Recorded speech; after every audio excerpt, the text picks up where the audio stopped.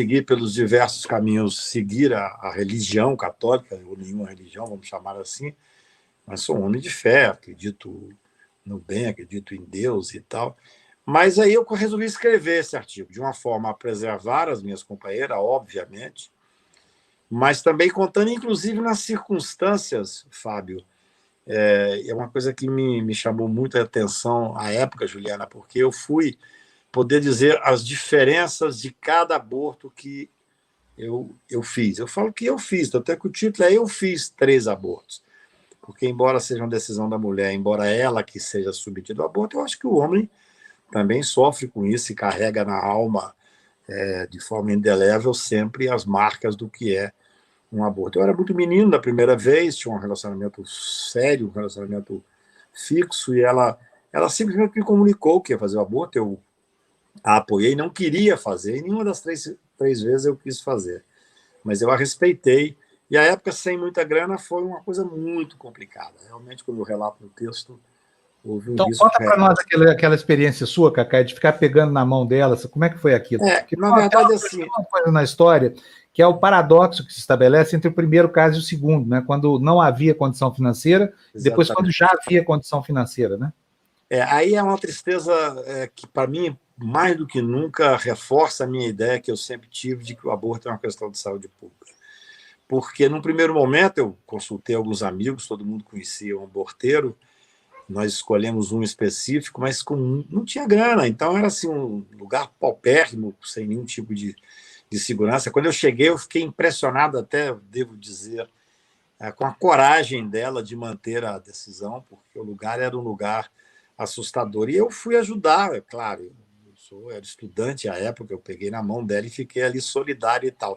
Mas, num dado momento, o aborteiro perdeu o controle, e aí eu tive que realmente, infelizmente, ajudar mais um pouco do que só solidariedade, porque senão ela poderia ter morrido. E depois foi extremamente traumático. Então, é o que eu digo, assim, aquilo ali terminou também a minha relação. Claro, esperei passar um tempo para ter uma recuperação, mas eu vi que era outro caminho. No segundo caso, como você bem diz, já foi completamente diferente. Era uma pessoa que tinha boa situação financeira, ela se internou num hospital aqui em Brasília, um hospital conhecidíssimo, num quarto super bom, simplesmente foi trabalhar em seguida.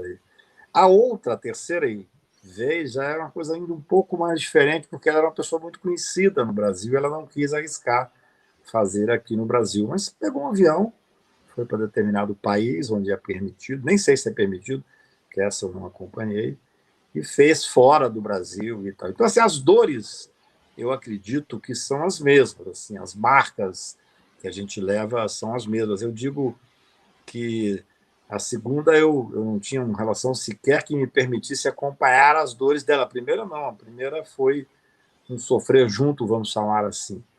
Mas é muito triste a discussão se limitar a isto, né? Assim, eu acho que os números que eu coloco nesse artigo, já se vão 10 anos, eu agora, para reproduzir e para mandar para alguns amigos, eu voltei a lê-lo, os números são muito significativos, o número percentual de mulher que já fez aborto, o número de mulheres que faz aborto e que tem problemas, ou que morre, ou que fica com problema de reprodução, que fica com... As marcas, que eu diria, de alma, são marcas que cada uma carrega, e muitas vezes de forma muito diferente, assim como os companheiros. Aquilo me marcou muito, aquilo me acompanha ainda, mas para muitos amigos, menos, bem menos. Acho que, no mais das vezes, para a mulher é 1000 vezes mais forte, mais marcante. Mas o que me impressiona é a saúde pública que está por trás disso. Quer dizer, por que essa pessoa, eu me lembro dessa segunda amiga minha, era uma amiga minha, ela simplesmente foi ao hospital, todo mundo sabia, um hospital super reconhecido. Então, o que eu não suporto, Fábio, é essa hipocrisia, na verdade. Nós temos uma questão religiosa de fundo que eu respeito a discussão, embora eu acho que, nesse caso, o que tem que valer é o direito e a decisão da mulher. Mas a hipocrisia, por exemplo, a Dilma e o Serra fugirem da discussão exatamente porque tinham que manter determinado eleitorado, isso faz com que o assunto não avance. A saúde pública não entra na discussão. E a saúde pública é a base da discussão, na realidade. Se você pega 1 em cada 5 adultos que faz o aborto, é um número absolutamente... Eu não sei hoje quais são os números. Realmente não é um assunto que eu acompanho. Até vou dizer, é um assunto que me incomoda muito. É um assunto que ainda mexe comigo. E quando eu quis publicar novamente, não é publicar, não publiquei, peguei esse artigo e mandei para uma série de amigos e jornalistas que eu respeito, porque eu acho que a discussão tem que ser posta de uma forma, do meu ponto de vista, sob 2 ângulos principais. O primeiro ângulo é o respeito da mulher. É uma decisão, repito, esse é uma decisão da mulher. Embora, é claro, o ato anterior seja também uma decisão do homem, que é o ato sexual em si. E o segundo, inevitável, a discussão sobre a saúde pública. É impossível que uma mulher de classe média alta, de classe média, tenha acesso aos hospitais para fazer um aborto com segurança e a imensa maioria seja submetida a aborteiros, a clínicas que não dão absolutamente nenhuma segurança para o ato em si e nem para a vida daquela mulher que está abortando. E além dos remédios que são tomados. Eu tive amigas que me procuraram em situação desesperadora porque tomaram determinado remédio e o remédio deu um efeito. Eu já tive uma amiga minha que me procurou, ela estava sangrando.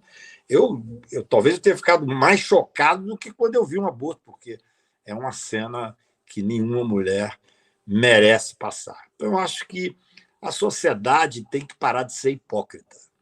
E eu acho que os nossos políticos têm responsabilidade nisso, porque ninguém tem coragem de afrontar essa grande maioria do eleitorado.